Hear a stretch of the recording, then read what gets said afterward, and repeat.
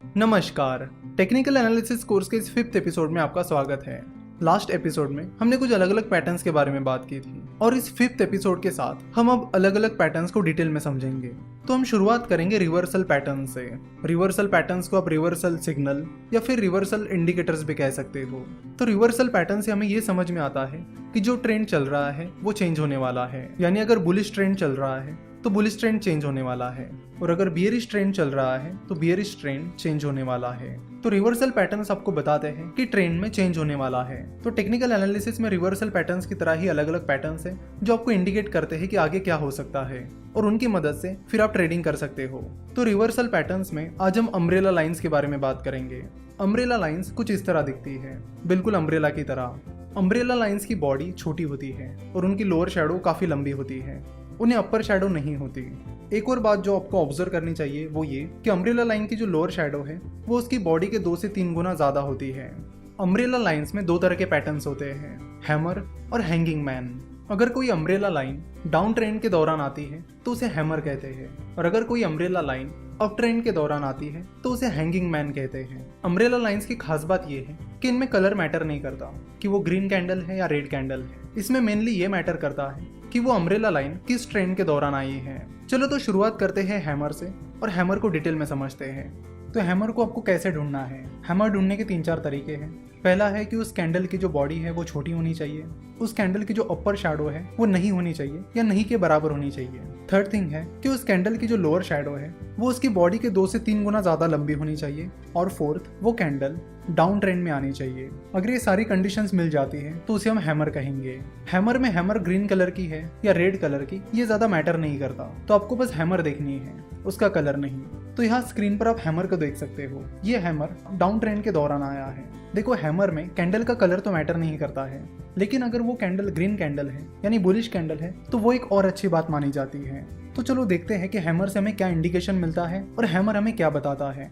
अगर आप हैमर को डिटेल में ऑब्जर्व करोगे तो आपको पता चलेगा कि मार्केट ओपन होने के बाद बादल निचले स्तरों पर चला गया और उसका लो उसकी ओपनिंग प्राइस से काफी नीचे रहा है, लेकिन बाद में उसकी शेयर प्राइस बढ़ने लगी, और वो शेयर प्राइस बढ़ते बढ़ते दिन के आखिर तक वो शेयर प्राइस उसके हाई के पास जाकर क्लोज हुई। यानी इवन दो शेयर की प्राइस काफी निचले स्तरों पर चली गई थी, उसके बाद शेयर की प्राइस फिर से ऊपर आई और दिन के हाई के पास जाकर क्लोज हुई। तो इसका मतलब ये होता है कि बुल्स ने फिर से एंट्री की है।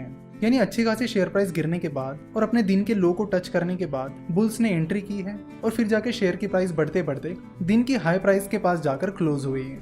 जैसे कि आप देख रहे हो कि इस हैमर से पहले मार्केट लगातार गिर रहा था और फिर अचानक से हैमर के दिन बुल्स ने मार्केट में एंट्री की है, और इस बियर मार्केट में बुल के आने से ये माना जाता है कि मार्केट में चेंज हो सकता है।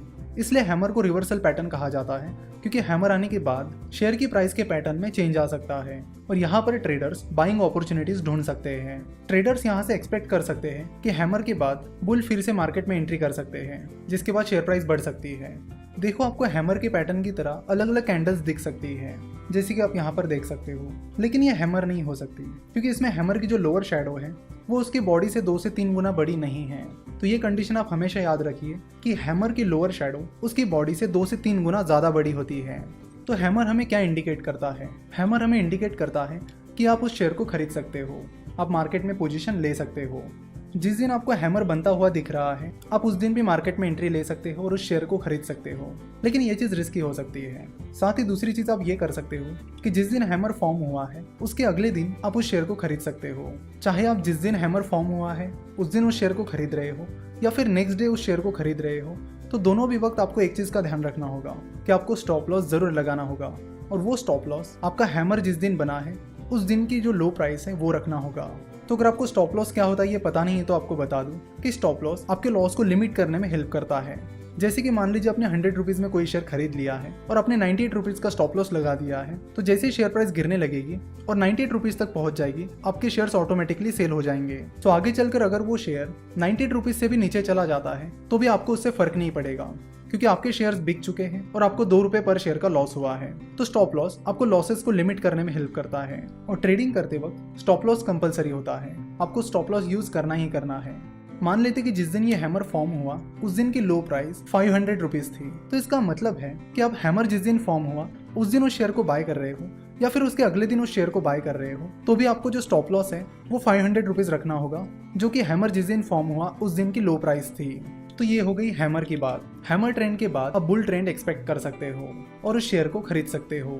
देखो, कैंडलस्टिक के जो अलग अलग इंडिकेटर्स हैं वो हमें अलग अलग चीजें इंडिकेट करते हैं। तो जैसे आप धीरे धीरे सारे पैटर्न सीख जाओगे और मार्केट में ट्रेड करोगे, तो आपको अपना भी कुछ एक्सपीरियंस आएगा, जिसको यूज करके आप कैंडल्स को अपने हिसाब से भी यूज कर सकते हो। जैसे कि अगर आपका एक्सपीरियंस आपको बोलता है कि जिस दिन हैमर फॉर्म हुआ है उस दिन खरीदना ज़्यादा रिस्की होता है, और जिस दिन हैमर फॉर्म हुआ है उसके अगले दिन खरीदना बहुत अच्छा साबित हुआ है, तो वो स्ट्रेटेजी आप फॉलो कर सकते हो। तो ये सारी चीज़ें धीरे धीरे एक्सपीरियंस के बाद आपको पता चलेगी।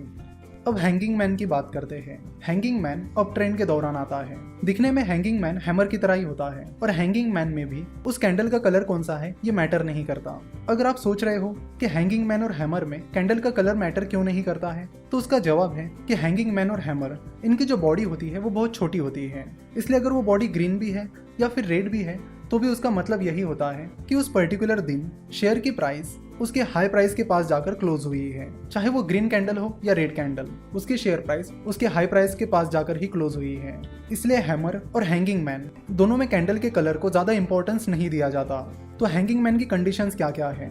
उस कैंडल की बॉडी बहुत छोटी होनी चाहिए, उसकी अपर शेडो नहीं के बराबर होनी चाहिए, और उसकी लोअर शेडो उसकी बॉडी से 2 से 3 गुना लंबी होनी चाहिए। साथ ही वो कैंडल अब ट्रेंड के दौरान आनी चाहिए।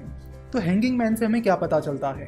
हैंगिंग मैन से हमें पता चलता है कि मार्केट में ट्रेंड चेंज होने वाला है और बियर्स मार्केट में एंट्री कर सकते हैं, जिसके बाद शेयर की प्राइस गिर सकती है।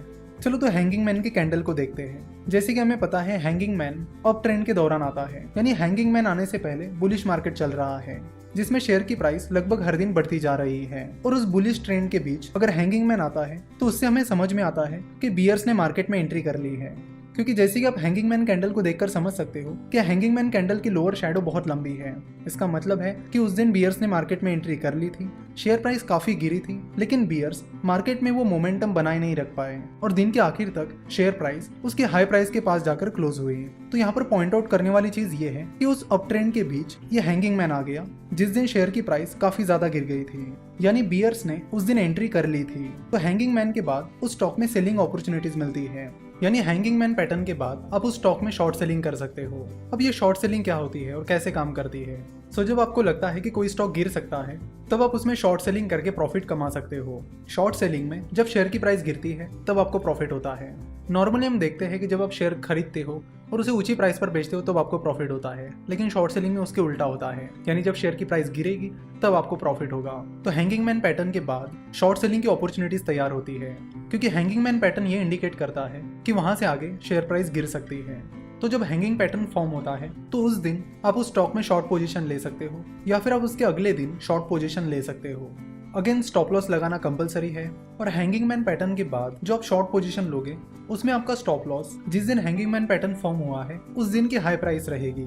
तो हैमर और हैंगिंग पैटर्न दोनों भी एक दूसरे के अपोजिट है। हैमर पैटर्न के बाद उस स्टॉक में बाइंग अपॉर्चुनिटीज निकल कर आती है, वही हैंगिंग मैन पैटर्न के बाद उस स्टॉक में शॉर्ट सेलिंग अपॉर्चुनिटीज निकल कर आती है। हैमर में जो स्टॉप लॉस होता है वो जिस दिन हैमर फॉर्म हुआ है उस दिन की लो प्राइस होती है। वही हैंगिंग मैन के बाद जो शॉर्ट पोजीशन आप लेते हो उसका स्टॉप लॉस जिस दिन हैंगिंग मैन फॉर्म हुआ है उस दिन की हाई प्राइस रहती है। आप अपने रिस्क कैपेसिटी के अनुसार या तो जिस दिन हैंगिंग मैन पैटर्न फॉर्म हुआ है उसी दिन शॉर्ट पोजीशन ले सकते हो, या फिर उसके अगले दिन शॉर्ट पोजीशन ले सकते हो। धीरे धीरे एक्सपीरियंस के बाद आपको पता चल जाएगा कि आपको क्या चीज़ ज़्यादा सूट कर रही है। हैमर पैटर्न के बाद बुलिश ट्रेंड आएगा कि नहीं, ये चेक करने के लिए आप एक और चीज़ कर सकते हो। अगर आप बहुत कम रिस्क लेना चाहते हो तो आप ये चीज़ कर सकते हो कि हैमर के अगले दिन की क्लोजिंग प्राइस को आप हैमर जिस दिन फॉर्म हुआ है उस दिन की क्लोजिंग प्राइस से कंपेयर कर सकते हो। अगर हैमर जिस दिन फॉर्म हुआ है उसके अगले दिन की क्लोजिंग प्राइस हैमर के दिन की क्लोजिंग प्राइस से ज़्यादा है, तो उससे हमें और एक इंडिकेशन मिलेगा कि मार्केट सही में ऊपर की ओर जा रहा है। तो इस तरह की चीज़ें भी आप कर सकते हो। सिमिलरली आप हैंगिंग मैन पैटर्न के दिन और हैंगिंग मैन पैटर्न के अगले दिन की क्लोजिंग प्राइस को कंपेयर कर सकते हो। अगर हैंगिंग मैन जिस दिन फॉर्म हुआ है उसके अगले दिन की क्लोजिंग प्राइस जिस दिन हैंगिंग मैन फॉर्म हुआ है उस दिन की क्लोजिंग प्राइस से कम है, तो उससे आप पता कर सकते हो कि बेयरिश ट्रेंड सही में शुरू हो रहा है। तो इस तरह के कंफर्मेशन कॉल्स भी आप ले सकते हो। आशा करता हूँ कि आपको हैमर और हैंगिंग मैन ये दोनों भी पैटर्न अच्छे से समझ में आए होंगे। तो अब आपको पता चल गया होगा कि हैमर और हैंगिंग मैन पैटर्न को कैसे इस्तेमाल किया जाता है, वो क्या इंडिकेट करते हैं, और उन पैटर्न्स के बाद हमें कौन सी पोजीशन मार्केट में लेनी चाहिए। नेक्स्ट एपिसोड में हम ऐसे ही और पैटर्न्स के बारे में बात करेंगे जिनसे आपको अलग अलग इंडिकेशंस मिलेंगे और मार्केट में पोजीशन लेने की अपॉर्चुनिटीज मिलेगी। आशा करता हूँ कि आपको आज का ये एपिसोड पसंद आया होगा। हमसे जुड़े रहने के लिए आप हमें फेसबुक, ट्विटर और इंस्टाग्राम पर फॉलो कर सकते हो। हमसे जुड़े रहने के लिए आपका बहुत बहुत धन्यवाद।